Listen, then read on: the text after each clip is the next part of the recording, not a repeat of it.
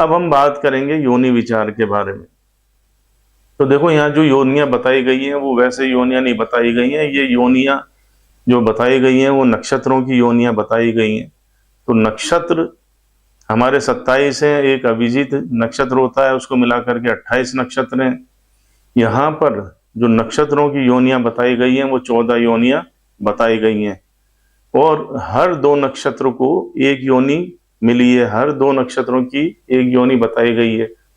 तो इसी तरीके से 14 इंटू अगर हम 2 करते हैं तो 28 हो जाते हैं। तो कहने का मतलब क्या हुआ, हर दो नक्षत्र को एक योनि मिली है, तो वो 14 जो योनियां हैं वो कौन कौन सी हैं, तो ये मैं आपको पहले बताता हूं। देखो ये 14 योनियां हैं। तो जो पहली योनि है वो अश्व की है, घोड़े की। दूसरी आपकी गज की है, हाथी की। तीसरी मेष है। चौथी सर्प है। पांचवी श्वान है। छठी मार्जार है यानी बिल्ली, बिलाव। सातवीं मूषक है। आठवीं आपकी गऊ है। नवीं महिष यानी भैंसा। 10वीं व्याघ्र यानी टाइगर। 11वीं मृग हिरन।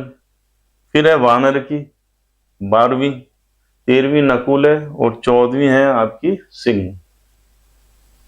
तो ये आपकी 14 योनियां बताई गई हैं। नक्षत्र हैं हमारे 27, एक अभिजीत को मिलाकर के 28 हैं।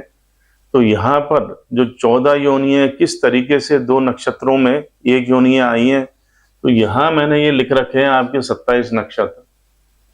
तो अश्विनी को अश्व मिली हुई है योनि, भरणी को हाथी, कृतिका को मेष, रोहिणी को सर्प, मृगशिरा को सर्प, आद्रा को कुत्ता, पुनर्वसु को बिलाव, पुष्य को मेष, अश्लेषा को बिलाव, मघा मूषक, पूर्वा फाल्गुनी मूषक, उत्तरा फाल्गुनी गऊ, हस्त भैंसा, चित्रा को व्याघ्र, स्वाति को भैंसा, विशाखा को व्याघ्र, अनुराधा को हिरण की, ज्येष्ठा को हिरण की, मूल नक्षत्र को कुत्ते की, पूर्वाषाढ़ को वानर की, उत्तराषाढ़ को नकुल की, श्रवण को वानर की, धनिष्ठा को सिंह की, शतभिषा को अश्व की, पूर्व भाद्रपद को सिंह की, उत्तर भाद्रपद को गऊ की, और रेवती को हाथी की।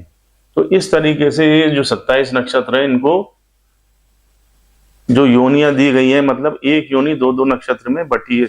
जैसे अब आप यहां देखो कि अश्विनी जो नक्षत्र है उसको अश्व घोड़े की मिली हुई है, तो यहाँ शतभिषा नक्षत्र को भी अश्व की मिली हुई है। तो कहने का मतलब क्या हुआ, एक योनि दो नक्षत्र में आ गई। इसी तरीके से भरणी को हाथी की मिली हुई है, और यहां पर रेवती को यह हाथी की मिली हुई है।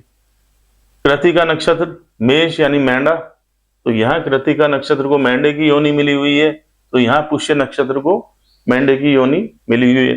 तो इस तरीके से ये 27 नक्षत्र है, और कैसे एक एक योनि दो दो नक्षत्र में बटी हुई है, तो ये आप यहाँ देख सकते हैं।